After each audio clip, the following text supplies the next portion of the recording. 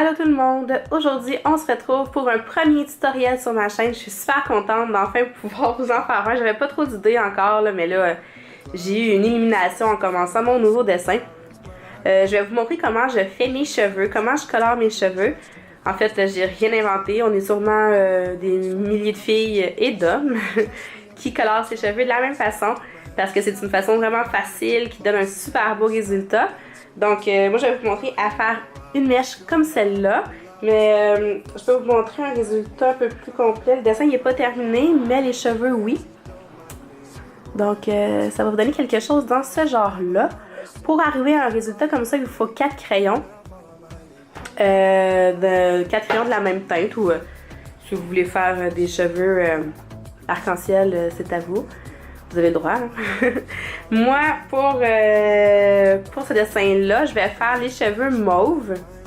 J'ai décidé de faire les cheveux au marco raffiné. Donc, ces 4 crayons-là, ici. Je peux vous donner les numéros. Là, le plus pâle, dans le fond, 521. Pour le plus pâle. Celui-là, ici, c'est 521. Le deuxième, 526, 527 et 528. Donc, on part du plus pâle jusqu'au plus foncé. Ensuite, soit que vous allez laisser le résultat tel quel, ou sinon, vous pouvez venir le blender avec un blender. Donc, il va vous falloir un blender. Alors, on va faire la mèche qui est juste en dessous de celle que j'ai fait. Comme ça, je vais juste vous installer comme il faut pour que vous puissiez bien voir. Donc, on va y aller comme ça.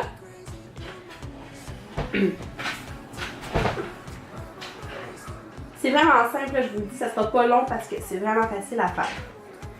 La première étape, c'est que vous allez prendre votre crayon le plus pâle et vous allez venir tout faire le fond de votre mèche. Alors, on vient tout colorier la mèche avec notre première couleur. On n'appuie pas trop, là, on vient juste remplir. Ça va être votre couleur de fond, ça va être la couleur de votre reflet. Donc, c'est important qu'elle soit quand même assez pâle. Après ça, on vient prendre la deuxième couleur, donc moi c'est la 526. Et puis là, ce qu'on va faire, c'est qu'on va partir dans les deux extrémités. On va appuyer un peu plus fort au bout, tout en pesant de moins en moins fort. Et on ne vient pas les faire toucher, là. On veut vraiment garder un espace dans le milieu où ce que ça va être notre couleur pâle, là, comme moi, du mauve pâle. Donc, on y va. On passe un peu plus fort au bout. Là aussi, ce qui est important, c'est de vous dire que c'est toujours plus facile d'en ajouter que d'en enlever. Alors là, on y va. Puis ici, là, quand on commence à peser un peu moins fort, on arrête. Là. Pas besoin de dire encore un petit peu plus loin. On arrête quand on pense que c'est assez.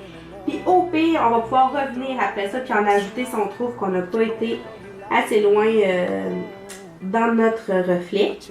Qu'on trouve que c'est pas assez naturel. Là. Comme ça, on fait la même chose à l'autre bout. Et on polie. Ça, vous allez le voir vraiment quand vous allez ajouter votre troisième couleur si vous avez besoin d'en ajouter ou pas. Donc là, on y va avec notre troisième couleur. Moi, c'est la 527. Toujours une couleur un peu plus foncée. Puis on fait la même chose, sauf qu'on va arrêter encore plus tôt. Donc on ne se rendra pas à la fin de notre deuxième couleur. On va arrêter un peu avant. Toujours en pesant de plus fort à moins fort. Alors, on y va. Ça va commencer à prendre forme là, tranquillement. Là. Comme ça. Et on palie. Comme ça. On fait la même chose. On a quasiment fini pour vrai déjà, c'est vraiment facile.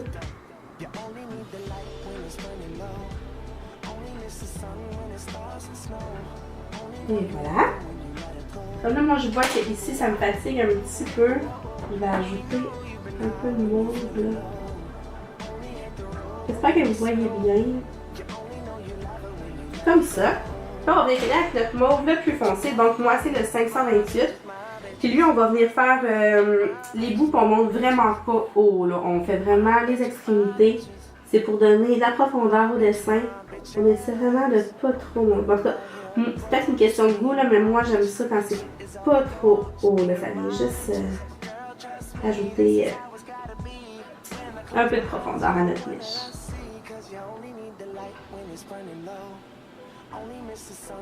Et voilà. C'est aussi simple que ça. Là, on pourrait la laisser comme ça, ce qui est très beau aussi, ou sinon on vient la blender. Blender, je sais pas si c'est un vrai mot, si je peux dire ça, blender, j'ai toujours dit ça. Blender vos cheveux. C'est pas mon blender favori, là, mais je crois que pour là, ça va faire le travail. Et voilà. Et c'est aussi simple que ça. On a des beaux cheveux mauves. On ferait la même chose avec les petites mèches ici. Là, on n'est pas obligé de faire seulement qu'un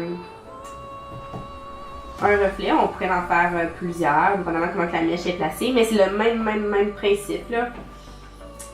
Donc voilà. J'espère que vous avez bien vu. Là. Je peux peut-être essayer de vous zoomer un peu pour voir le résultat final. Mais c'est aussi simple que ça. Donc si vous avez des questions à propos du tutoriel, là, posez-moi vos questions. Je vais vous répondre, c'est sûr. Et puis, on se revoit dans une prochaine vidéo. Bye bye!